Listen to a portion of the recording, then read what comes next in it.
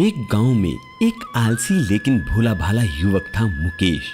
दिन भर कोई काम नहीं करता था, बस खाता और सो जाता। उसके घर वाले भी उससे परेशान थे और एक दिन उसे घर से निकाल दिया और उसे कहा, निकल जाओ इस घर से, कुछ काम नहीं करते हो, बस पूरा दिन इस बिस्तर पर पड़े रहते हो।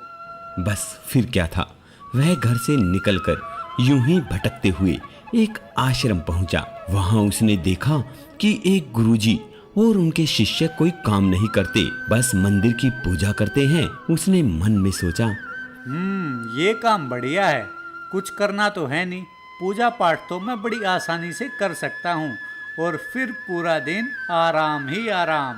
वो धीरे से गुरुजी के पास गया और उनसे पूछा, गुरुजी, क्या मैं यहाँ पर रह सकता हूँ? हाँ, क्यों नहीं बच्चा। ठीक है गुरुजी, पर एक बात ध्यान से सुन लेना, मैं कोई काम नहीं करूँगा यहाँ पर रहकर। कोई बात नहीं बच्चा, कोई काम नहीं करना है, बस यहाँ पर खाना है और पूजा करनी है। हाँ हाँ, पूजा और खाना, ये काम तो मैं बड़ी आसानी से कर लूँगा।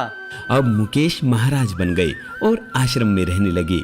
ना कोई काम ना कोई धाम, बस सारा दिन खाते रहो और प्रभु भक्ति में भजन गाते रहो। महीना भर हो गया, फिर एक दिन आई एकादशी। उसने रसोई में जाकर देखा तो खाने की कोई तैयारी नहीं थी। हैं? ये क्या, आज तो खाने की कोई तैयारी नहीं है। गुरुजी से पूछता हूँ, गुरुजी आज खाना नहीं मिलेगा क्या? नहीं बच्चा, आज तो एकादशी है, आज सबका उपवास है, तो आज तुम्हारा भी उपवास है। नहीं गुरुजी, ऐसा गजब मत करो, हमें तो बहुत भूख लगती है। यदि मैंने व्रत कर लिया तो मैं तो कल का दिन ही नहीं देख पाऊंगा, मैं जिंदा नहीं बचूंगा। मुझे तो गुरुजी खाना जरूर चाहिए। अगर आपने मुझे पहले बता दिया होता तो मैं आश्रम में कभी नहीं रुकता, मैं मंदिर में पूजा पाठ कभी नहीं करता। ठीक है, तुम नहीं कर सकते उपवास तो मत करो, पर खाना भी तुम्हारे लिए कोई और नहीं बनाएगा वत्स, तुम्हें अपना खाना खुद ही बनाना पड़ेगा। मुकेश मरता क्या ना करता। मुकेश रसोई में गया, फिर गुरुजी आए और बोले, देखो, अगर तुम खाना बना लो तो राम जी को भोग जरूर लगा लेना, और आज खाना आश्रम की रसोई में नहीं बनेगा, वहाँ नदी पार जाकर तुम्हें रसोई लगानी होगी। जी गुरुजी, ठीक है। मुकेश महाराज लकड़ी, आटा, तेल, घी, सब्जी सब लेकर नदी पार चले गए। जैसे तैसे भी उसने खाना बना लिया। खाने वाले थे, पर उससे पहले गुरुजी की बात याद आई कि पहले राम जी को भोग लगाना है। वह भजन गाने लगा, आओ मेरे राम जी भोग लगाओ, राम जी मेरे खाने को भी खाओ मेरे राम जी। हे भगवान, अगर तुम नहीं आए तो मैं खाना नहीं खा पाऊंगा, मेरा भोजन ग्रहण करो ताकि मैं भोजन खा सकूं। कुछ देर तक भजन गाने के बाद उसने देखा कि कोई नहीं आया, तो वो बेचैन हो गया कि यहाँ तो भूख लग रही है और राम जी आ ही नहीं रहे। मुकेश भोला मानस था, जानता नहीं था कि प्रभु जी साक्षात तो आएंगे नहीं, पर गुरुजी की बात मानना जरूरी था। फिर उसने कहा, हे भगवान, मैं समझ गया आप क्यों नहीं आ रहे हैं। मैंने तो रूखा सूखा बनाया है, लेकिन आपको अच्छा खाना खाने की आदत है, इसलिए नहीं आ रहे हैं आप। तो सुन लो भगवान, आज यही खाना मिलेगा, क्योंकि आप जहाँ पर अच्छा खाना खाते हो आज वहाँ पर भी कुछ नहीं बना है। खाना हो तो यही खा लो, नहीं तो आप भी भूखे रह जाओगे मेरी तरह, और खुद ही खाना बनाना पड़ेगा आपको भी। श्री राम जी अपने भक्त की सरलता पर बड़े मुस्कुराए और माता सीता के साथ उसके सामने प्रकट हो गए। भक्त असमंजस में, हैं? गुरुजी ने तो कहा था कि श्री राम जी को भोजन देना है, लेकिन यहाँ पर तो माता सीता भी आ गई। मैंने तो खाना सिर्फ 2 लोगों के लिए बनाया था। चलो आज इन्हीं को ही खिला देता हूँ, मैं भूखा रह लूंगा। गुरुजी की बात भी तो माननी जरूरी है ना। मुकेश ने बड़े प्यार और श्रद्धा से भगवान श्री राम जी और माता सीता को खाना खिलाया। प्रभु, आपने तो खाना खा लिया, लेकिन मैं तो भूखा ही रह गया। लेकिन आपने मेरे हाथ से खाना खाया, मुझे बहुत अच्छा लग रहा है। अगली एकादशी को जब आना तो मुझे पहले बता देना कि कितने लोग आओगे। उसी के हिसाब से मैं खाना बनाऊंगा। और हाँ, अगली बार थोड़ा समय से आ जाना। राम जी उसकी बात पर बड़े मुदित हुए। प्रसाद ग्रहण करके वो चले गए। अगली एकादशी तक यह बोला मानस सब भूल गया। उसे लगा प्रभु ऐसे ही आते होंगे और प्रसाद ग्रहण करते होंगे। फिर एकादशी आई।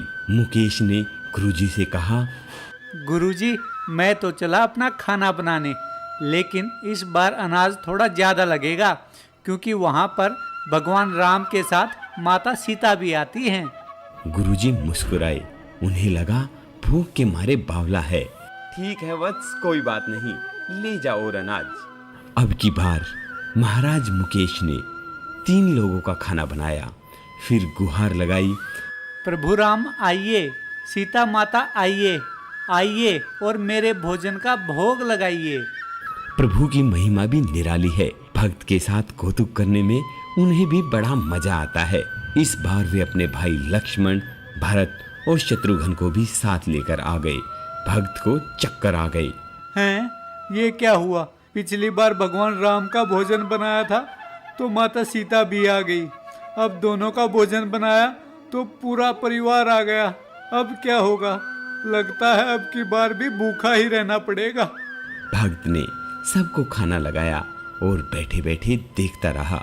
अनजाने ही उसकी ये एकादशी भी हो गई। फिर अगली एकादशी आने से पहले गुरुजी से कहा, गुरुजी, आपके प्रभु राम अकेले पता नहीं क्यों नहीं आते। पिछली बार भी कई लोगों को साथ ले आए। अब की बार अनाज और भी ज्यादा लगेगा। गुरुजी को लगा कहीं यह अनाज बेचता तो नहीं है, देखना पड़ेगा जाकर। भंडार में कहा, इसे जितना अनाज चाहिए दे दो और छुपकर उसे देखने चल पड़े। इस बार मुकेश ने सोचा, हर बार खाना कम पड़ जाता है। अब की बार पहले भगवान राम को बुला लेता हूँ, उसके बाद देखूंगा कितने लोगों का खाना बनाना है। उनके आने के बाद ही खाना बनाऊंगा। फिर टेर लगाई, प्रभु राम आइए, श्री राम आइए और मेरे हाथों के बने भोजन का भोग लगाइए। अब की बार सारा राम दरबार मौजूद था। इस बार तो हनुमान जी भी साथ आए, लेकिन यह क्या, प्रसाद तो तैयार ही नहीं था। भक्त, तुमने हमें तो बुला लिया, लेकिन क्या खाना नहीं खिलाओगे? अरे, लगता है तुम्हारा खाना अभी तक तैयार ही नहीं है। भक्त ठहरा भोला भाला, बोला, प्रभु, अब की बार मैंने खाना नहीं बनाया। प्रभु ने पूछा, ऐसा क्यों भक्त?